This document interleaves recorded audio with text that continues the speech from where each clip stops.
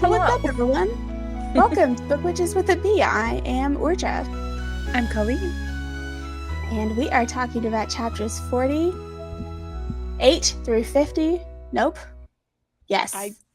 48, 49, 50. There was like an epilogue or like an interlude thing, right? And then We're talking about 3 chapters today. is it only 3? I read It's this only like 3.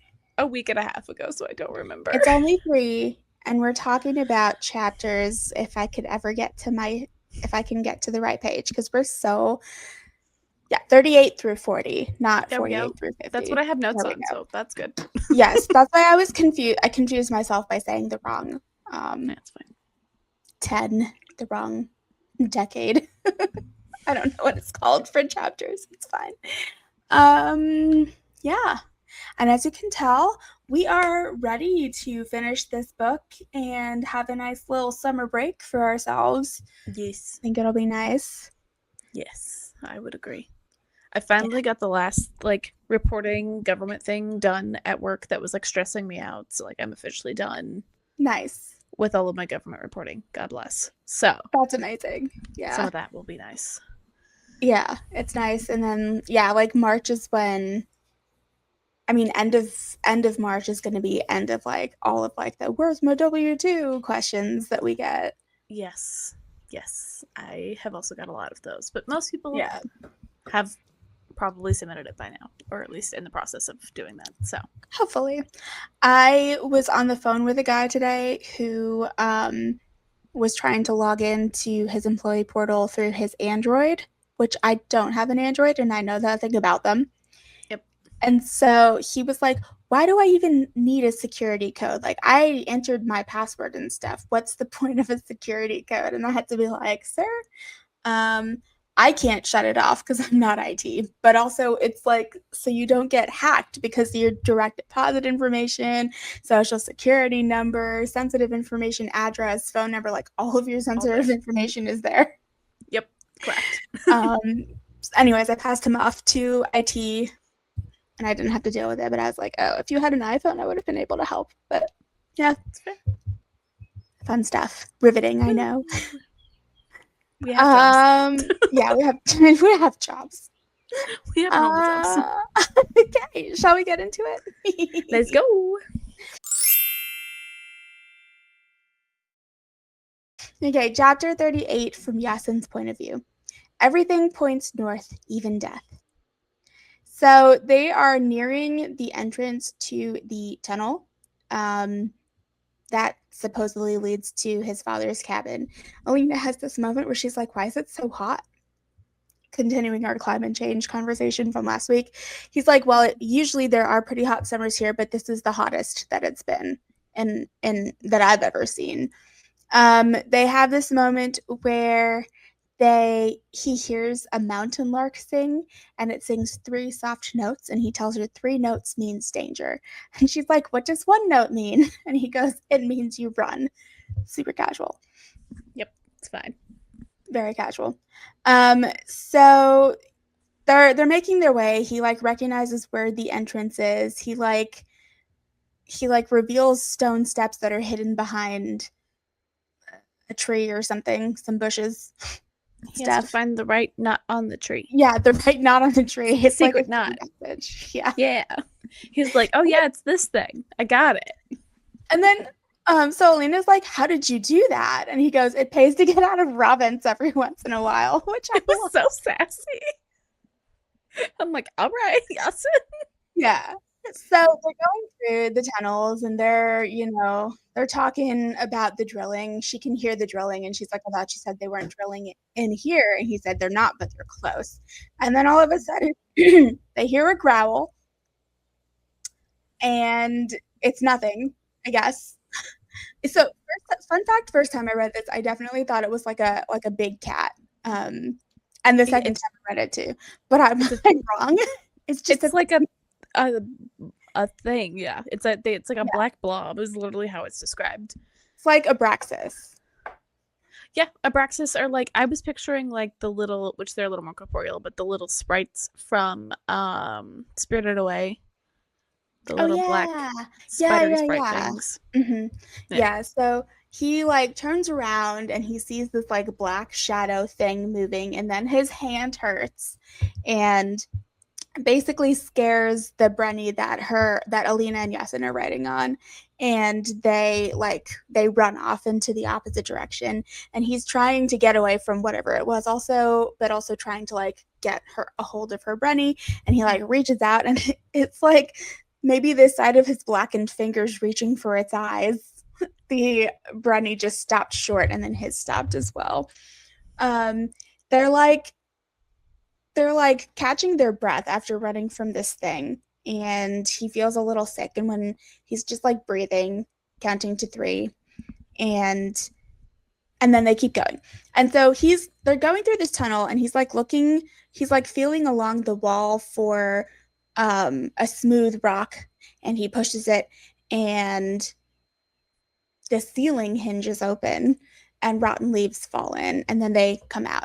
And Alina's basically like, why weren't there steps for this one? Because they basically have to like pull themselves out. And he's like, patterns are dangerous.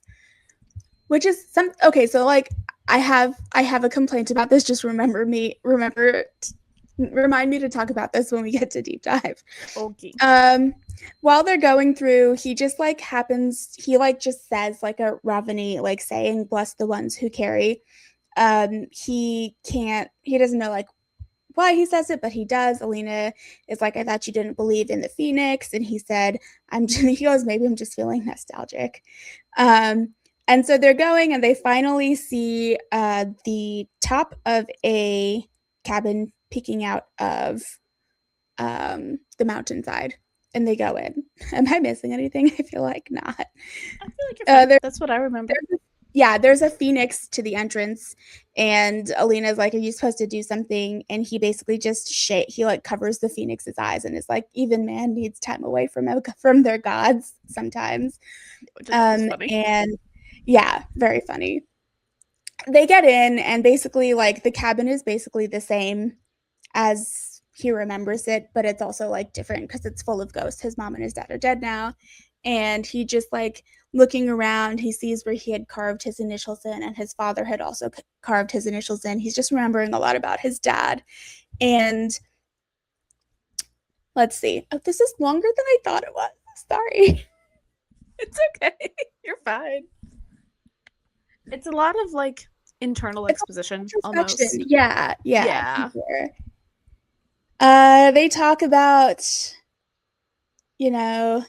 the story of Goromount, the fabled traveler who crossed the sea after his home was destroyed using the stars. He had asked his father why Goromount would trust the stars. What if they were leading him to his death? And his father says it's faith, that's why. And as he's like thinking about this fable and how it applies to like him and Alina, he hears Alina crying. She's like finally succumbed to her grief now in the bedroom. And he thinks about not going in because he's like, maybe she wants to be alone. But then he's like, well, if it was me, I would want someone to come and comfort me. So he goes in, and he like doesn't say anything to her. He just slips into the bed next to her and is there. And they spend the night. He says he would stay here all night for as long as she needed. Chapter 39, Alina. The land is in your blood is in the land, God above, earth below, and your life in between, from the ancient scrolls of the first priests of the Fire Order. So we're back in rom-com mode here.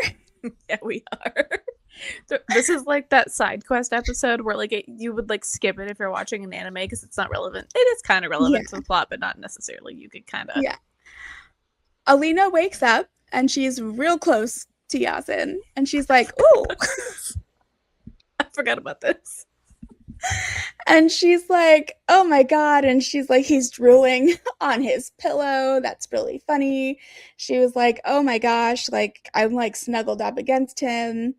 And she's never woken up next to a man. Definitely not. Before. Definitely she seems confused by it. He seems very like, oh, this is new. And so she has that moment where she's like, She realizes he's there. He had come to comfort her, and his presence had brought her comfort. And then she like lays back down and she falls asleep again. And he's like standing over her with like tea. And he's like, "Good morning." And then he goes, "You drooled on the pillow." And she's like, "No, that was you." They're just having like that oh, we just it was the only one bed trope, except there was more than one. There was more than one sleeping place. He just went in to comfort her. Yeah, it's that trope, but it's probably nicer. Less funny Yeah. though. She has this moment where she's like, "Oh my god, I must look like a mess." And he like she goes, "I'll change." And he goes, "Maybe a bath first. I've run it for you." And she's like, "Do I smell?" He's Anyways, like, lots of fun little he's trying so hard, bless him.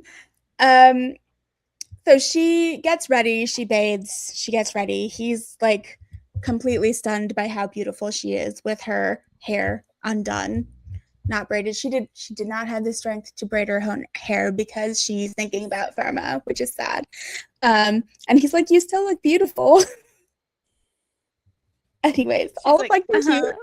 She's like, "Oh my god, what's happening?" what dang? So they basically spend, I think they spend the rest of the chapter basically talking, basically flirting, and then also talking about and thinking about Samson.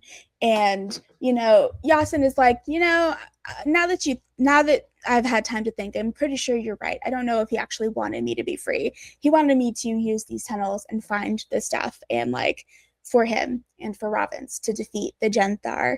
And she's like, yeah.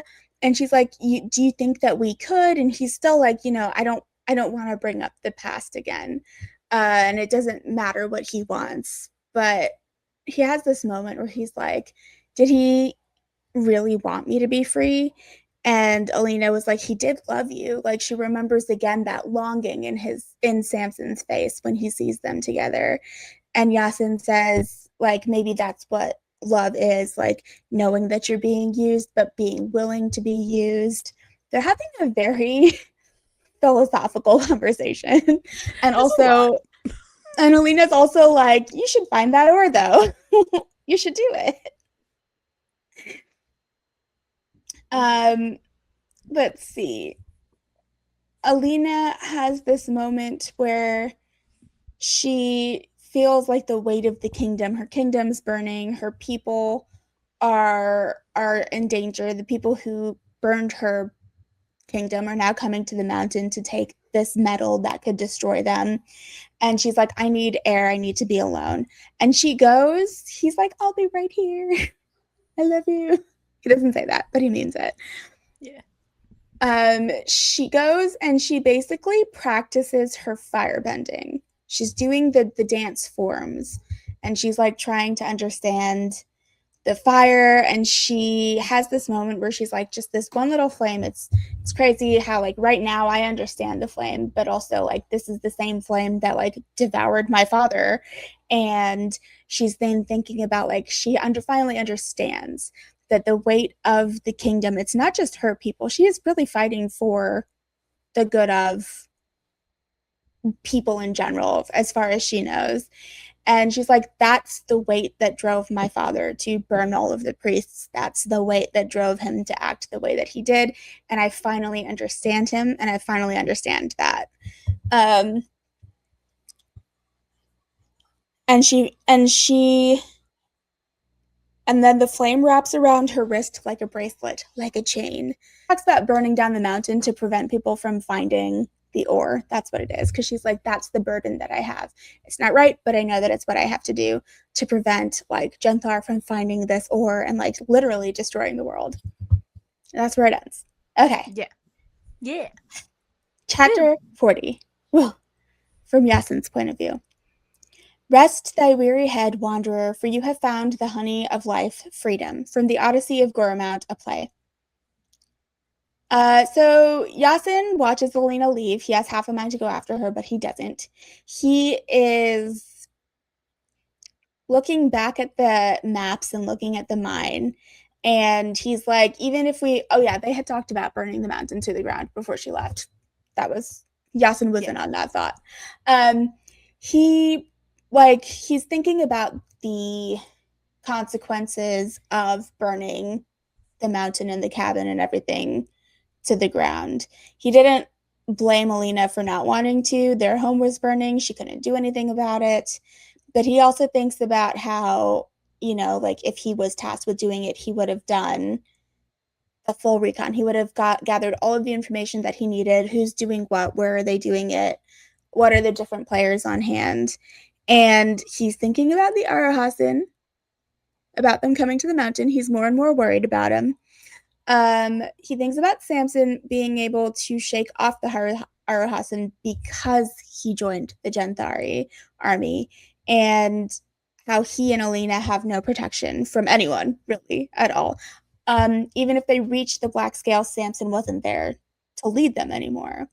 He thinks about the mountain again, about the mountain lark that he sees flitting between the trees up above and how he'd always loved their songs.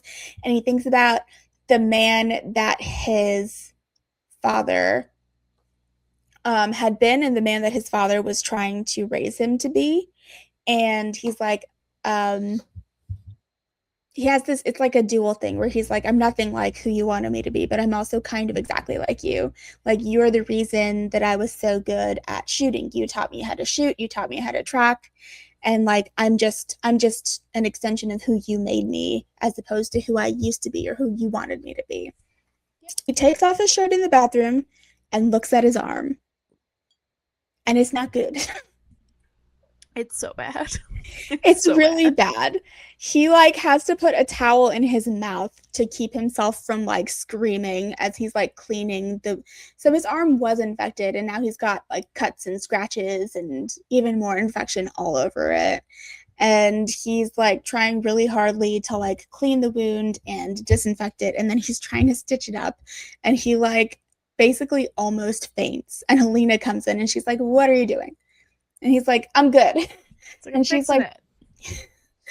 she's like, "You need someone else to stitch this up for you." And he's like, "Have you?" She calls him a stubborn idiot, which is, I agree. He's like, "How many people have you stitched up?" And she's like, "Enough to know that I can do this better than you one-handed passing it out." Fair. And they're having more like feelings of being close to each other, because again, we're in the rom-com section, and she says thank you for staying with her all night, and he said that's okay, grief is like that. He had been singing a song apparently, and she was like, "Oh, the grief is like that, it's from this song," and it was the same one that he had been singing. And it's really romantic. It's the lyrics are, "Grief is like that, my love, but the stars are here, and they will lend us their eyes, so that we may gaze upon each other when we are apart." So cute. And let's see. His arm smells like whiskey. He's got a sour taste in his mouth, but his arm is stitched up. Alina closes the kit, and she is like about to leave, but then she's like, when I was sworn in, I swore to protect Ravens no matter the cost. And then she's basically like, I don't expect you to agree with me about burning this mountain to the ground, but it is what has to be done, and it's not your burden to bear, it's mine. And like, war is already here. This is already happening, and if we don't do something about it, that is the way it's going to go. So I need to do something about this. And he thinks about it, and I think he like agrees with her eventually. He's like, she's right. And then they start planning. Oh, they have a moment where Alina's like, they talk about Akros a little and about the training. She's like, Samson told me about the training where you shot your person and also his because he couldn't do it. Yeah. And he's like, yeah, I bought into their brainwashing. I bought into their mission. At first it was easy tasks. We weren't like doing anything really bad. And then they realized that I was smart and clever and I could go out in Genthar. And so I started getting harder missions and taking, Ravani nobles down because I could blend in and do it without anyone noticing. And, I felt like I felt proud of him. He felt like Akros was proud of him. He felt like seen and stuff. And she's like, why did you leave with me then? And he says, When I got burned, it was like something beat all of the fog and numbness out of me until only I remained. No training, no walls, no like doors hiding all of my guilt, just me. And then I met you and I saw the way that you fought against corruption. And I know that you would do it again. And that's like, he said, you showed me what it's like to live for something more than just yourself. And that's why he took the oath for her, because he believes in her. And they talk about freedom, where she's like, well, you're free now. And he's like, I don't know. It's dangerous. Yeah. There's danger out there. Yeah. I'll never be free. There's danger out there. And then the mountain larks sing again, and it's kind of a peaceful ending to the chapter. Yes. Nice. That was a very roundabout way of doing the chapter recap. I apologize, everyone, for my rambling. I mean, that's kind of how the chapter was structured. It was just kind of like a wandering conversation between two people. Yeah. It was like it was the break before the climax. It was So.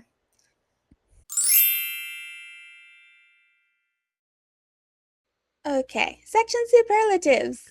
Woo! Woo! Drama queen of the section. I was trying to think about this. That there's two people, and I wouldn't say that one of them were particularly being dramatic. Yeah. To be honest, so I don't know. I agree. I feel like this one was like pretty drama queen free. Yeah, like I don't know. There's some like dramatic moments, but I wouldn't say they're being like, what we're categorizing the drama queen of this is. Yeah. There's some sassy moments. Yes. I liked his it's good to get out of Robin sometimes. I like seeing him bite back a little bit and not just be like, I get it, he messed up. But there is a point where you're like, buddy. Yeah. Yeah. I know. He's so forlorn. He is. He is. Poor Yasin. And then craziest thing to happen, now that I know, it's the shadow for me. Oh, 100%. I literally put WTF. Like, that was, like, the first note I made because it was kind of early on in the section. And it's just not mentioned again, which, like, this has kind of been, like, a thing that's happened. We've never seen, like, a physical... We've never seen a shadow. Yeah, like, thing. But his, like, arm twinges around things isn't unnormal. But that was weird. I didn't like that. That was crazy. I'll say again, I definitely, the first time I read it, thought it was just like a panther or something. I think because the growling. And then like this time when I read it for this, I listened to it at work. So clearly was not paying attention. I thought it was a panther again. It's fine. I did physically read the section because it wasn't that many pages, so I was able to get through it. But yeah. But yeah, what does that mean? Because what does it mean? What does that mean for him? And like, because also like, and the world. Alina doesn't see it, so like in a weird way, this could just be him hallucinating because he's got a weird infection. Also, a big option. A lot of this could just be him hallucinating. Yeah, we don't know that, but it could be because he's real infected. But the Brenny did like startle and run. It did. I'm not saying it isn't, but I feel like there's a lot like we got this from his perspective, so there's kind of that's true. Like Alina just hasn't mentioned it, if that makes sense. Like I feel like if I'm Alina and I saw this growling thing, I would have been like, "Hey, bud, what was that?" Like she's in like a weird place, unless she just assumed that's what the Brenny sounds like. I don't know. I just thought that was interesting that she didn't bring it up. Yeah, I don't know. I might have to reread that section again because, like, I just understood that she was just like, okay, we're out of danger, move on. Too much has happened. Yeah, I think this is just a me thing, and I would have been like, hey, buddy, it's pitch black, and I heard a thing. What was that? I would absolutely not. Maybe in the cabin after a good night's sleep, I would be like, so what was that thing? Because I would immediately need to know. I'd have been like, hey, no, what was that? Not in the moment. I'm running first. I'm like, let's get out of danger. Then you tell me what's happening. Fair. Yeah, that was so weird. Okay, Mm-hmm. you ready? You ready for Colleen's corner? Yes. This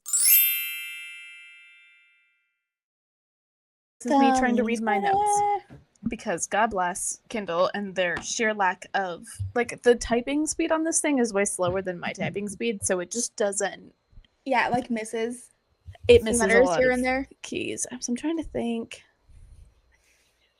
Yeah, that's just a We're shorter in note. the Okay. genie throwing her treat toy on the ground in the hopes of a treat popping out section of the She's night. like, So hello, give it to me. yeah, she's like, Okay. So I made a note about this. So this is in the last chapter. So I'm going to read the quote and then kind of go through what I'm thinking. So this is kind of like him and Alina talking and reflecting, kind of that last little bit we talked about. He said, "You showed me what it's like to live for something more beyond myself, my desires. That's why I took the oath for you." Because he said, his breath catching in his chest as she leaned closer, "Because I would live for you."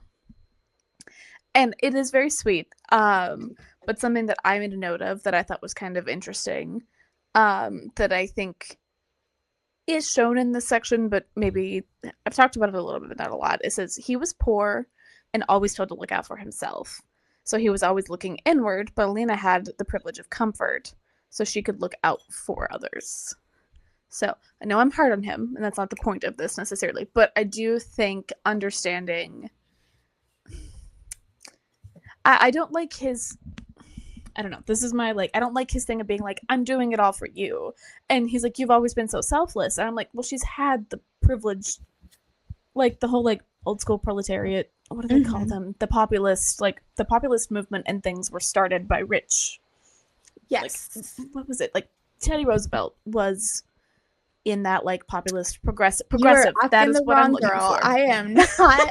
It's the progressive movement. Sorry, Sure. it Yep. took me a second, but the populist movement also was around the same time. But that like progressive Theodore Roosevelt movement was a lot of like rich philanthropic people, which was good, but they were able to look at others because they had the comfort of Mm-hmm. their own wealth, and those that are less fortunate, I don't always have that. They don't have that choice. And so I thought it was romantic that Yasum is like, I did it all for you, but I also think that he maybe needs to reflect on some of his own internal journey and not just Yeah. be like, he doesn't like to self-reflect much. He's just like, it's No. for you, and it's super sweet and lovey, and I think that's great. But I do think talking about and recognizing, because I think a lot of people in certain situations where like maybe they're not as well off as other people, but they feel pretty comfortable by comparison, or like, Mm-hmm. oh wow, I'm really inward looking, I'm not looking out enough. But like, I don't think people are realizing how much like they're looking out for themselves isn't giving them enough energy and money and Mm-hmm. time to be able to focus on others. I'm not saying that you can't, but I think the guilt that can come with that can sometimes be misplaced. I am going to, because I interpreted it differently than Mm-hmm. than you. I Mm-hmm. don't think that he, I don't think that he's like necessarily saying that I'm doing it all for you in like Yeah. a everything I do is for you sort of way. And I don't think that he's doing it in a lovey-dovey way either. I think that he's seeing the way that she's selfless about what she'll do for her people, and he's kind of being like, oh, if I help her, I could also be doing something for my people, sort of thing. Where he's like, his goal now is to help her achieve her goals because that will, it's not just, I don't think it's just for her. I think there's a bigger picture here. I do think there is some. I was mostly looking at the line of But it's because I so would cute. live for you. Like Yeah. that's very much Oh a yeah, that's like, like self-sacrificing. Like yeah, that kind he's of, only gonna which do it is for her. kind Yeah, of what he's always been, I guess, is yeah, that kind of like even him shooting for Samson or like doing all of these things. And I understand where that's coming from. I get it. yeah. But this is more of me being like, sometimes you can get so stuck in your own guilt and in this cycle, and he's still relying on her to make the Yes, difference instead of using his own skills. He's getting there. I think yeah. he's trying, and it's taking him some time. had to think for himself. He wasn't allowed to. But I'm like not quite clear on what happened, on why I said that you were going to have a big reaction about him. I guess it's in the last 4 chapters that we're reading next week. But I'm fairly certain you're about to have some big feelings. I like him as a complex character. I think he's fascinating, and I think we're getting a really good internal monologue in some things. But I just think it was more of just a.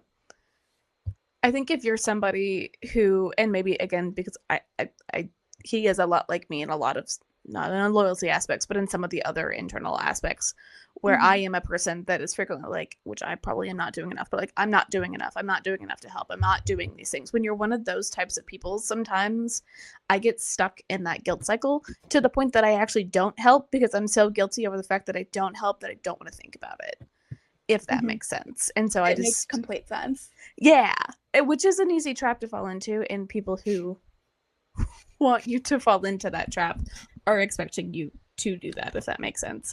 And so I guess this was more of me giving our listeners permission to understand the guilt, but you can move past it. You can move past it. I agree. Yeah. Yes, yeah.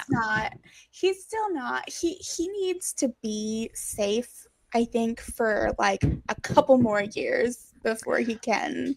Yes, I think he's kind of jumping head first into, which I think is why he's like, I'll live for you, because he's like, I don't know how to live for myself, which is so fair. He doesn't know how to, but like, if you're in an abusive situation, kind of the thing, if you don't date someone that you first meet out of rehab, it's kind of that thing where like you've been in this not so great situation and you see the first nice person and you kind of throw yourself at them. And I'm not saying Alina's a bad choice. Most of the time those people that you see are not a bad choice, but you are not healed enough to the point that it's going to go for like a healthy, non-codependent relationship, if that makes sense. They are the definition of codependent right now. Which, like, again, they're a war-torn country, and they've had a lot happen. They are the only thing each other has right now. Yes, the whole thing. I'm also putting this more in the context of like, not in book, more in life. This is more of like a philosophical idea, more than it is a necessarily direct reflection of Yasin and Alina, if that makes any sort of sense. It does. Like, I can't get over our break into like rom-com mode. I'm sorry. It's just so funny. I think my assumption is that Yasin dies or does something dumb and gets himself put in a place where he can't get out somehow, and this was the emotional buildup that we needed, so it would be devastating when it happened. That is what I am anticipating. Again, I don't know. I mean, again,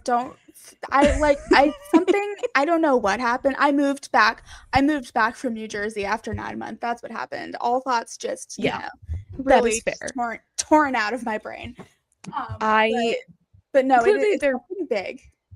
They're building to something. Like, of course, she's building to something, right? Yes. And I do remember what it is, but I don't remember I remember like the outline. I don't remember the context. It's fair. It's big. You'll get a text message. Feelings. Don't worry about it. I can't wait. You're good. I'm sure there'll be a text.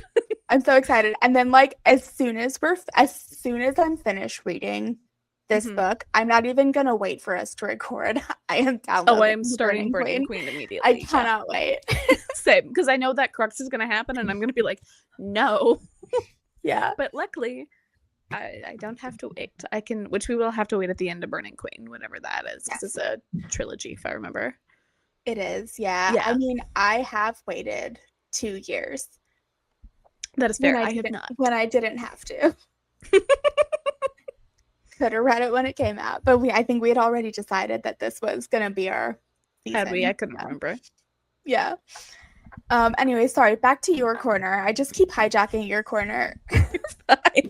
It was more of just, I don't know. Again, I think because this is just how, like, I'm reading this and I understand. I also just don't think I'm a particularly romantic person. I think we can realize that through any of my reflections through any of these books.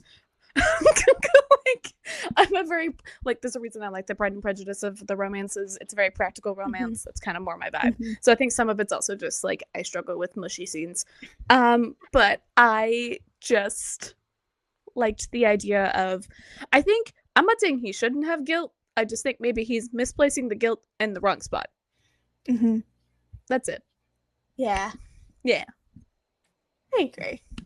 Yeah, I mean, he definitely should address his guilt and process it and like acknowledge and like take accountability. Mm-hmm. But I also think he's going to be like way too hard on himself if he does that. If that makes He's sense. Yes, and it does, and I think that's kind of the, like, it's too hard on himself, but also oh gosh, he's like not wanting to look in the real place because that's Mm-hmm. what's too hard. So he's Yeah. like shifting it to this other thing because, which is again fair trauma. I understand. I have a lot of it, not a lot of it, but I have my own. I get it, but like, Mm-hmm. I just, I don't know. When I was going, that was as I was reading through it, it was like that kind of like sad scene, like that was the kind of the journey to get to there. I was like, I get the guilt, I get where you're coming from. You're so close. You just need to Yeah. you're so close. Almost there. Yeah. That's it. That's Yep. all I have. So I have We're other so thoughts, but close. just about that. Yeah. So Cool. Well, you want to do some deep diving? yeah, let's go. Woo. Okay, so the thing that I wanted you to remind me to talk about was when Yasin is like patterns are dangerous. Okay. Mm-hmm. So we really see in this the last few episodes that we've done, we see Yasin at his best. He Mm-hmm. gets them out of danger. He navigates a foreign country with a hidden princess. He navigates going through the desert and like escaping and not getting noticed and all of that stuff. Now he's in the jungles, the mountainous jungles of Janthar, and he's navigating all of that. Patterns are dangerous. He's quick on his feet. He knows what he's doing. My man, what happened at the beginning of this book? Okay, so I think that's the thing that I have struggled with him with. I think if we didn't start with him that way, I'm like, you're so smart. I know, I get we all have dumb moments, but like, That was yeah, one hell of a dumb moment. like, Yasin, come on, buddy. Because like, and I think like we're seeing him as him finally, which I think is good and Yes. and Mm-hmm. intentional. But the first half of Mm-hmm. this book with him was painful. Yeah. He just He kind of just felt like he was bumbling his way he did. through it all a little He bit. did. I think like part of it was like, and I'm gonna say this again, like with what? Oh no, not the whiskey.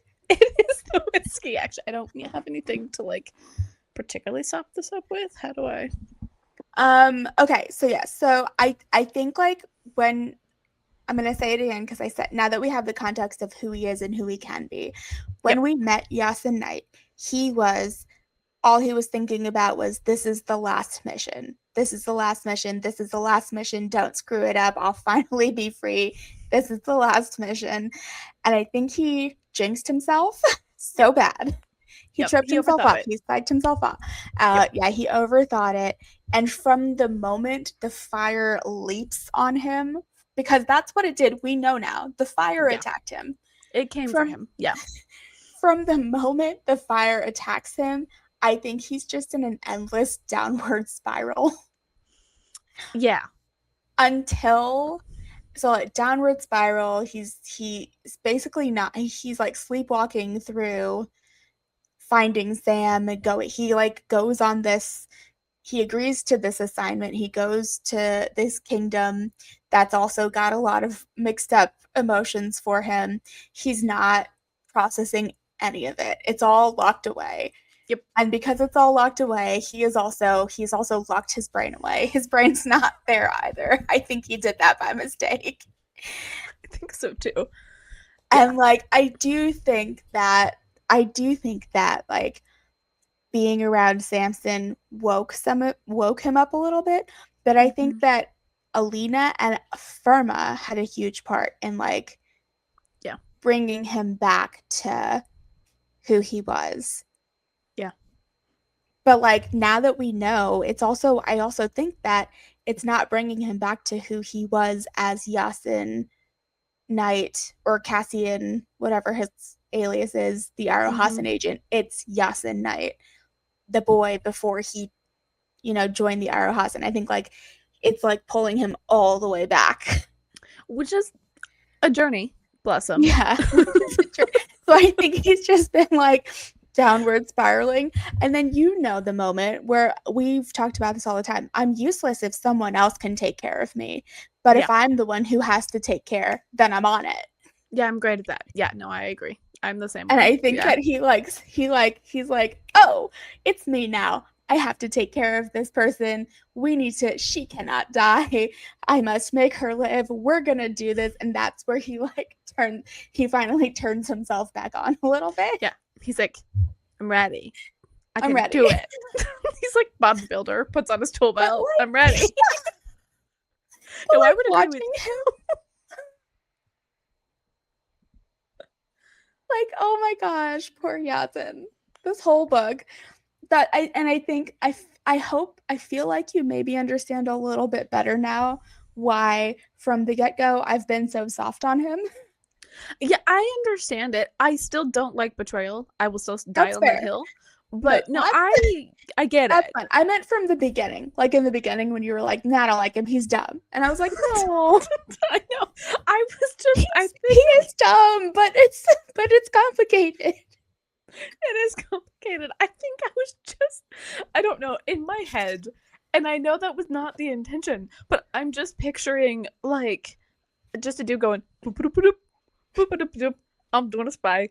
I'm doing a spy. I'm doing a spy. And then it just goes so badly. It does. Like, I pictured, honestly, probably partially because his name was Cassian. I truly think what I was picturing was Cassian from ACOTAR trying to be a spy. He's not a spy. Yeah. No, he is not. Strong, cool character. And I do think that's not necessarily that far off for Yasin. I do think he's more of a fighter than a spy. And I'm thinking maybe that's where some of this came in. But I'm just picturing, because like, again, I can just see Cassian going, oh, I'm doing a spy. Oh, I'm doing a spy. And just like not getting it right kind of thing. Where instead you have more of like an Azrael or a Samson. I do think that Samson and Azrael are also good counterparts for each other. I think so. Yeah. Samson is way more charming, has way more social, like he knows, his social intelligence is much higher than Azrael's. Yeah, I would agree. But Azrael had some trauma quite different from different traumas. Yeah, I agree. I feel like if we're comparing characters from ACOTAR, if I was going to compare Samson to someone, I would say Samson and Aelin are very similar. Oh, I like that a lot. Which I adore Aelin. She's probably my favorite. She's the best. I love her. Female. I like Bryce too, but for different reasons. But yeah. I was gonna say I feel like Alina is like more, but before she's like a young Moore. Yeah, I would agree. I think so too. If we're in the camp where the Morrigan is not evil, although apparently it could be in the camp where the Morrigan is evil, because apparently Alina is quite the burning queen in the next book we'll see. Which again, I don't mind. I like, because like if we're going off of like enraged females, I liked Nesta. I didn't like her until we saw her book, but I liked Nesta's book, and I know a lot of people didn't. So I agree. I loved Nesta's book. I'm not against raging women by any means. I know we've talked about this. Like, Nesta pisses me off so much. But there are moments from book 1 where she like lets her guard down and is trying. It's amazing. Yeah. Like when she tries to bond with Feyre in book 1 when she's back from the spring court. Like in book 2. Is it 2 or 3? Whichever one, when they're holding court with the queens. And she she's such an incredible character in those moments. Like I was ready for her book.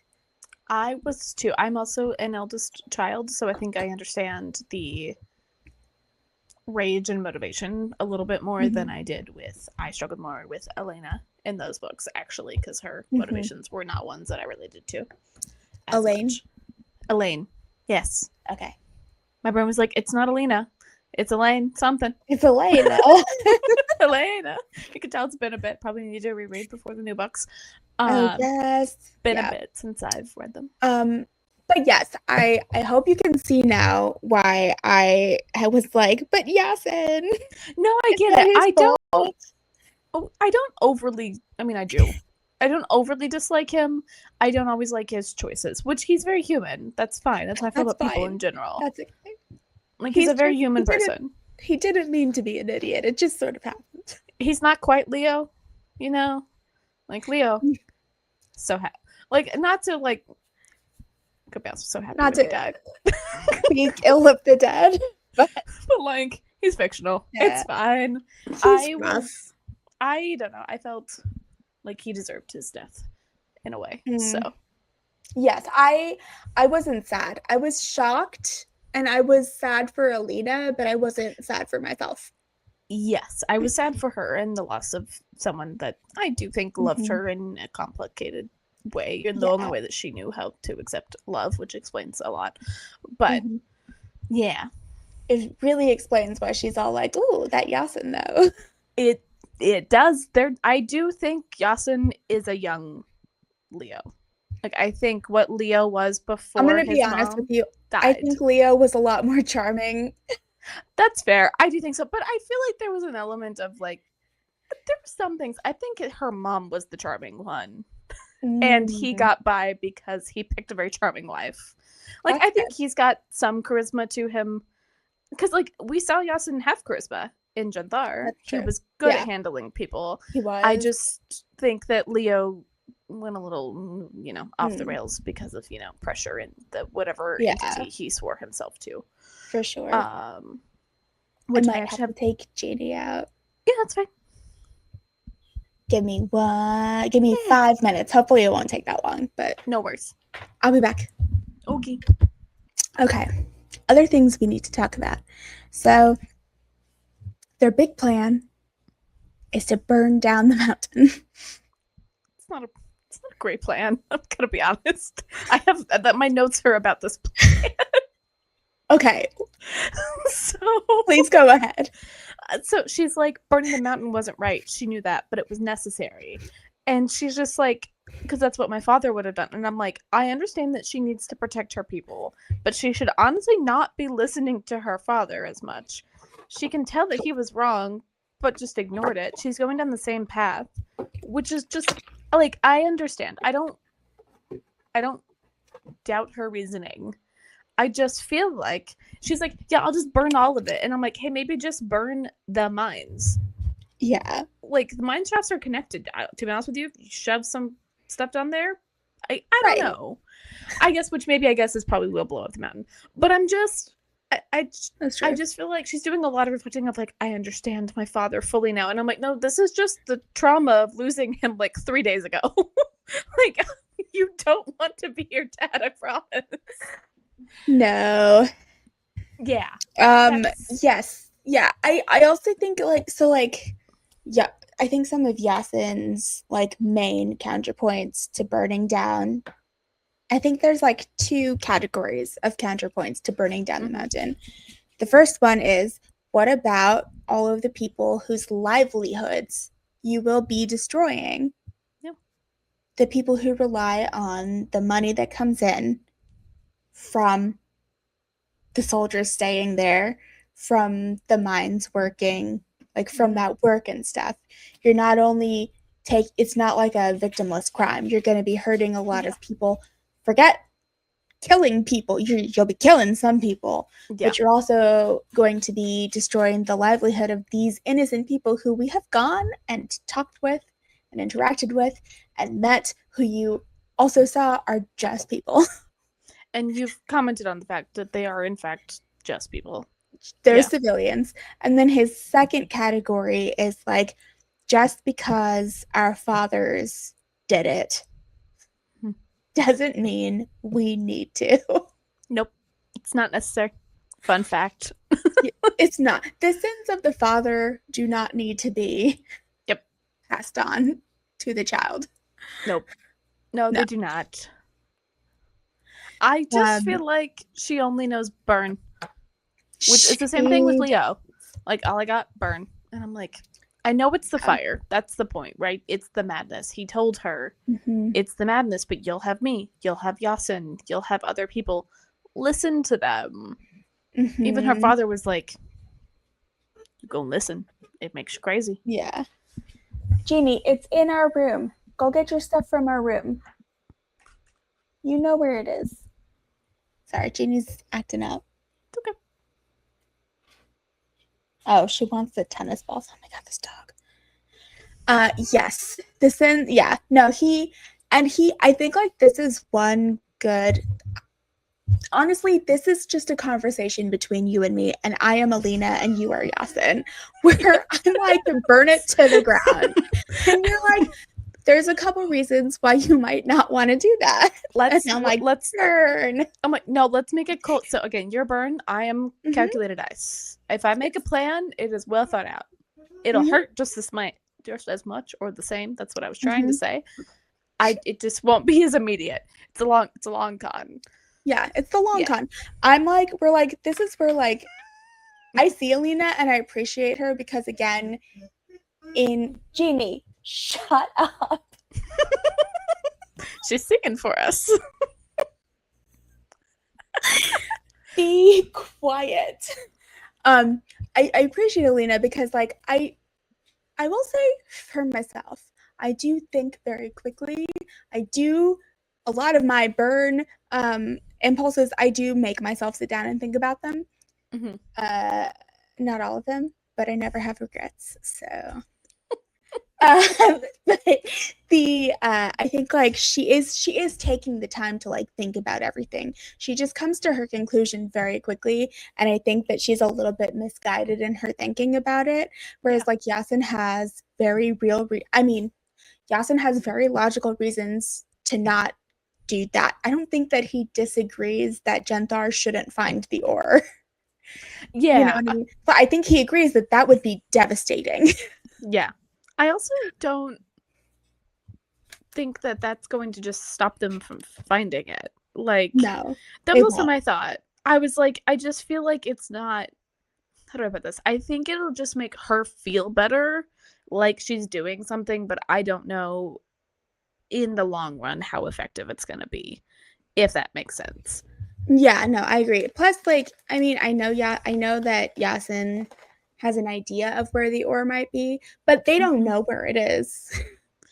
Yeah, I was like, they're not. Also, some of it is also they just mined a lot, right? Like they don't want to find this ore, but they also just have large deposits of metal.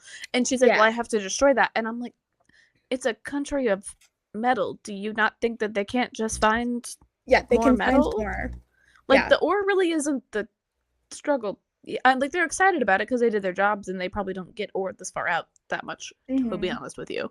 But I'm like, I understand it. I don't begrudge her, I guess, doing it, but I do think her personal prejudices against Genthar are showing, where she's like, oh, well, I have to protect my people, and I'm just like, I don't think you retaliating in the exact same way as protecting them. It's just going to justify to the rest of Genthar that maybe isn't agreeing with this war that it's actually a justified situation. Oh, sorry. There is a third category. Oh. Of Yasin being like, no, this is a bad idea. Everyone is going to know that it's her.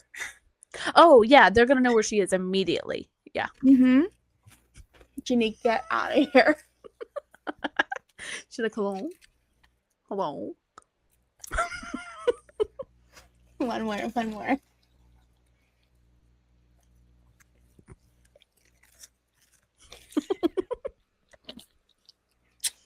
I love you. Get out of here. Anyways, yep. Yeah, he's like literally like, I know I scared that kid. He definitely sold information. That was you. Many someones probably know that you were spotted on the border of Genthar a few days ago.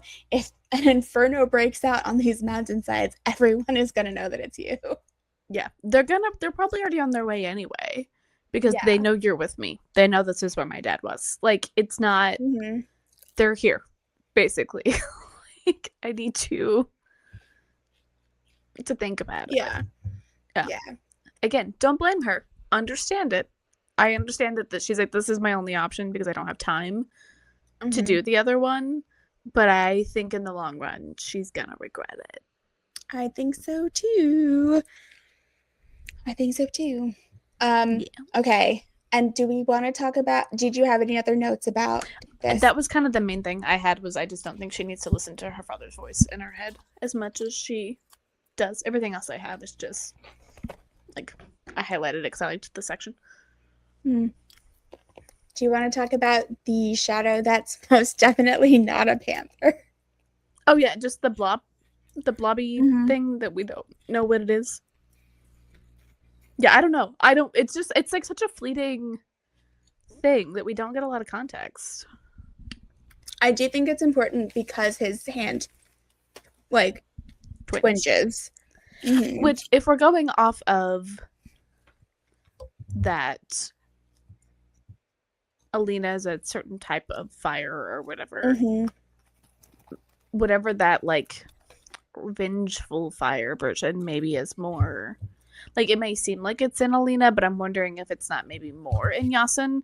Which, if that's the case, then that would explain his insane choices.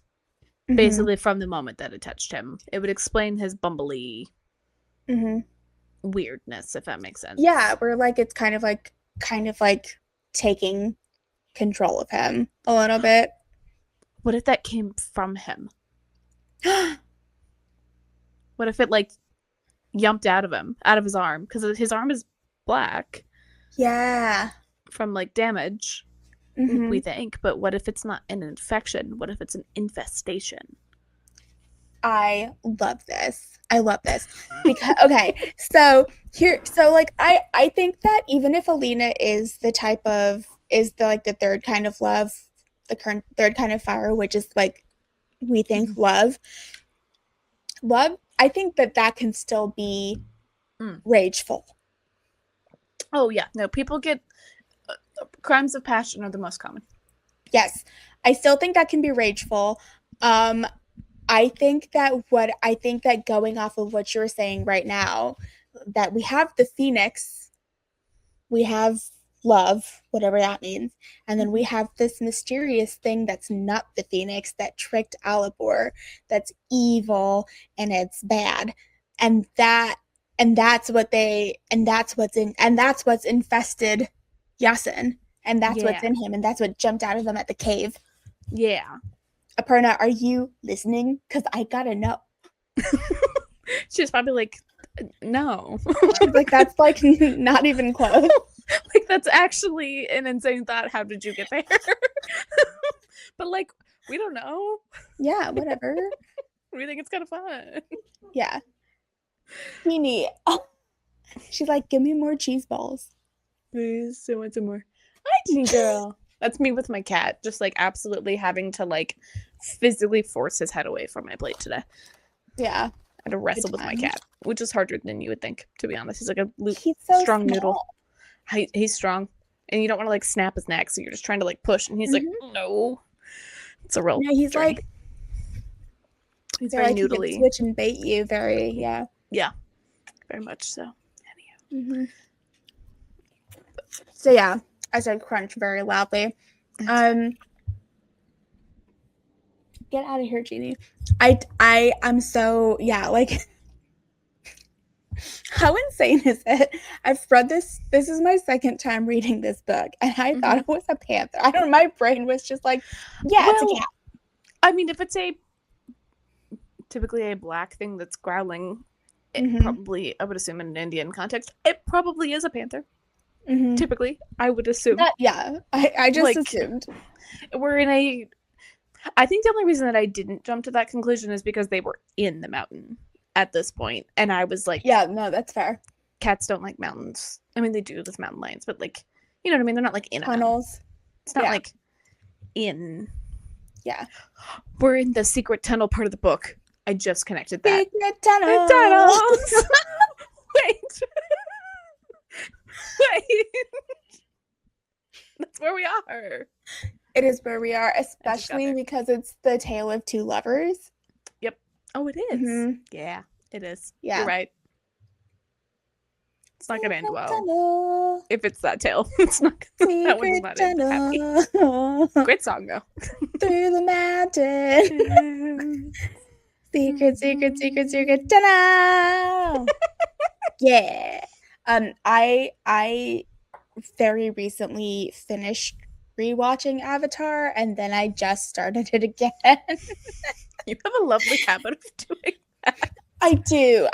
And like it'll so like for a lot of shows like Pretty Little Liars, I started it again immediately after I finished it, and I'm on season like 4 now, but it tapered off. I stopped watching.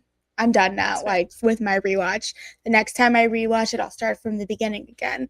I think for like when I do Gossip Girl, it's maybe the first half of season 1 where I'm like, okay, I've had enough now. Like, I'll wait until my next big restart to like watch it through.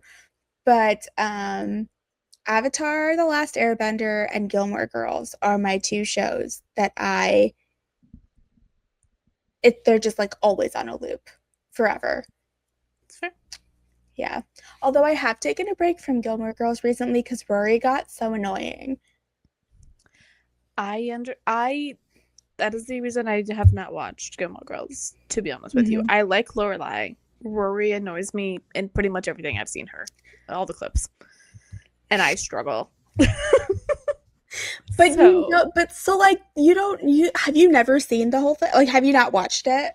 No, never. Did I not know this about you? This is so wild. Oh, I probably just don't. I know how much you like it, and I figured you would be sad if I hadn't, and I really don't want to watch it, so I've just been like, yeah, sure.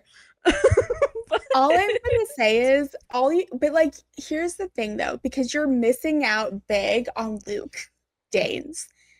Which I've heard good things. He is like such a hunk.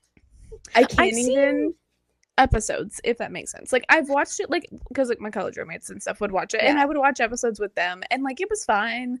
I just don't think that's the type of show. Like, I've also never seen Pretty Little Liars. I've watched Gossip Girl. Like, that's just not the type of show that I watch anymore. I forgot that you've never seen Pretty Little Liars. I've read the book because I talk about it all the time. Yeah, so I read the book, so I know what happens. I know the concept. Yeah, but like, to be honest with you, the 2 shows that should just give us some real interesting context into me that I have rewatched is Sherlock, BBC Sherlock, and Doctor Who.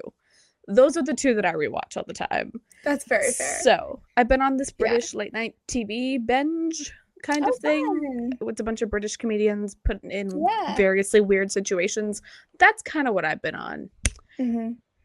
Clearly by the conversations we've had. But our friend Kimmy was like, you've never seen this show? And I'm like, no, I haven't. So I'm not going to insist that you watch Gilmore Girls, the show, but there are episodes that are really utterly fantastic that I think you would enjoy.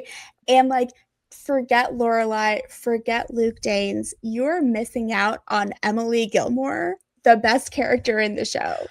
So I've seen a lot of Emily Gilmore edits. Like, my favorite one is where she like goes up to that blonde woman and she was like, you were basically a $2 streetwalker and you're now being so whatever. Like, it's incredible. I like bits of the show, if that makes sense. I think I tried watching the first season. I think I started the first season and I was just like, as much as I know people love this, there's so much more TV that I would rather be watching. Okay, so here's what I'm hearing. I'm just going to send you all of my favorite clips, and that's how you can consume. Because I'm only going to send you stuff that's utterly fantastic. That's fine. I know a lot about the show, partially also because I was a big Super Who log person. Again, this really puts into context who I am. But I watched a lot of Supernatural, and so because of that, I got a lot of, I think he's Dean. He is Dean. Different character. He's not Dean in Supernatural, but he plays Dean. So I got a lot of stuff because of that. Yes. Have I told you about when Joel and I started watching Supernatural? I didn't think you got all the way through it because you thought it was too scary. We watched all of season 1 and then it kind of like tapered off. We have to start now. We just watch random episodes. That's right. Season 1 is the most scary, I think. It is, yeah. For the entirety of season 1, we were having a competition on which brother won. But Dean, who plays Sam, in the show. He's Sam in Supernatural. So Jared Padalecki, yeah, is Sam. Yes, yeah. Yeah. So he was Dean 1 because for me he was Dean first, and then Yep. his brother who is Dean in the show was Dean 2. Yeah. And they would just be like, did Dean 1 or Dean 2 win this episode? Dean 2 every time, especially season 1. Gosh bless. You know what? Dean 1 wins more than you would think. I was surprised. I was ready for Dean 2 to win them all, but no, Dean 1 shows up. So that's fair. He has some things. I'm probably remembering more later on. Gosh bless him. He's one of those. Yeah. He makes some real dumb decisions. So does he as Dean? So I think that's Jared Padalecki's plight as an actor. I think so too. They cast him as like a pretty but dumb. Yes, he is there for eye candy. So is Jensen Ackles, but Jensen Ackles is like the grumpy version of it, which is more my preference. Which is great. Yeah. Jensen Ackles. I love Dean Winchester so much. He's so me too. Anywho, I don't remember how. Oh, because we were talking about Secret Tunnel Avatar: The Last Airbender, which I have seen, but I think I've only seen through. I think I've seen through it twice because I watched it I didn't watch it growing up. I watched it for the first time during the pandemic, actually. Oh, so I didn't watch it as a kid. I watched it like when it came out on TV. So it's like one of my like most favorite shows ever.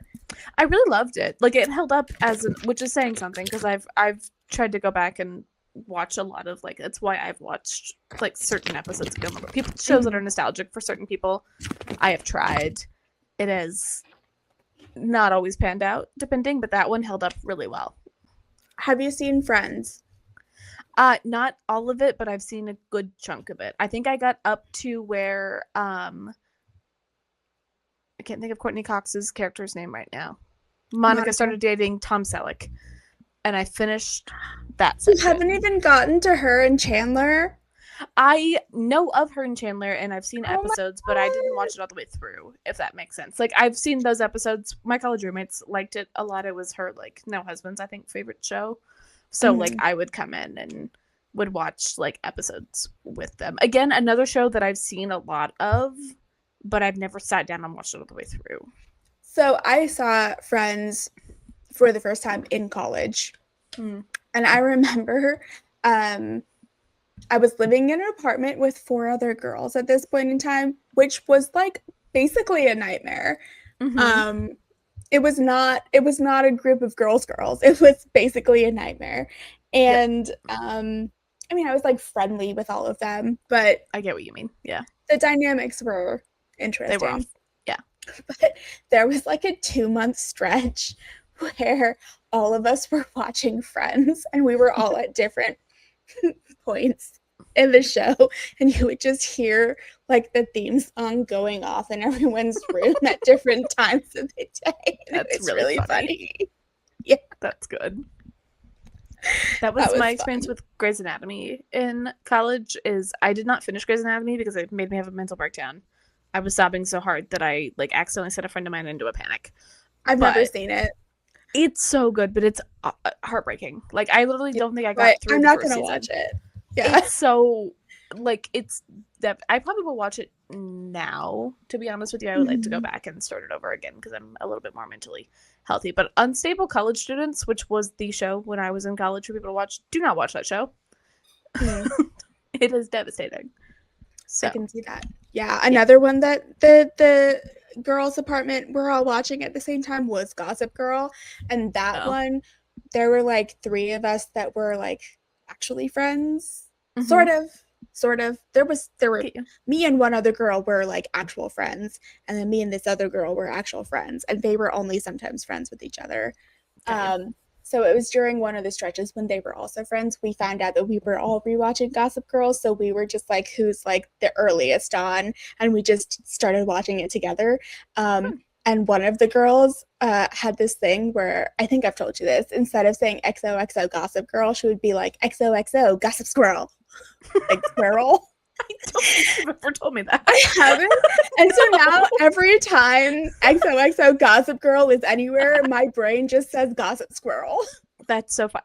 That is one show that I started and watched all the way, like binged, could not put it down. But it's also when I didn't have friends, because my first semester, pretty much a lot of the television that I watched in college was my first semester. I had no friends. And so I thought if I binged TV shows, I could make friends because we could talk about them. Have stuff to talk about. I get that. Yep. Yeah. I feel that very deeply. Yep. It this is why we are friends. Again, I think I've told I thought I had to memorize an entire movie, so I watched Princess Diaries 2 on repeat for an entire summer, literally once a night for an entire summer, so I could memorize that movie because I thought that was a normal thing to do. I love it. I love that for you. Okay. Do we have any more thoughts about the book? I don't have any more. No. I will say, there is a spice warning coming up for our last episode. I was not expecting spice. That's good to know. That's fine. It comes out of nowhere. All of a sudden, last 4 chapters, it's like, oh. Yeah, because this book has been like barely a handbrush, to be honest. Correct. Like they brush knuckles. It's very Bollywood up until like these last 4 chapters. Yeah. And then you're like, oh. It's also not all 4 chapters. It's just like it's gonna be in these last 4 chapters that we read. Yeah. But like spice warning coming up. I am excited to talk about it. I'm excited to talk about the spice with you because we haven't had a spicy scene in a while. We have not. Do you want to hear 2 girls awkwardly talk about spice but not talk about it? Welcome. Hey, welcome. Because we're trying not to be too explicit. Because our moms watch our podcast. Hey, our moms are our biggest fans. Come on. Yeah. Yes. Also, actually, funny enough, my mom has not seen any of this season, but that is because she was waiting to read the book. That's funny. I think my mom gonna has. Yeah. She was like, Colleen, am I an episode behind? And I was like, I don't think so, but I honestly don't know. Yeah, we pushed, I think it was this season that we pushed our episode release back to Tuesday and then also Wednesday. Back to Wednesday because we can't figure out. We're struggling. Yeah. I think we need a couple of months break to just be friends. Yes. And like I would agree. Yes. Not that we're not friends, but like I would like to talk to you not in this context. Yeah. Clearly, as we've talked for like 20 minutes about not this book. So correct. I guess we are finishing this book up next week. Woo! I'm so excited. I'm ready. This book has felt, not in a bad way, eternally long. So I'm ready to finish. Me too. And then like binge The Burning Queen. Yes, I'm very excited for that because I'm kind of like needing a book to fill. So this will kind of like basically fill the next little bit of my life. I finished one today. So that'll be great. Well, until next time. All right. Bye. Bye.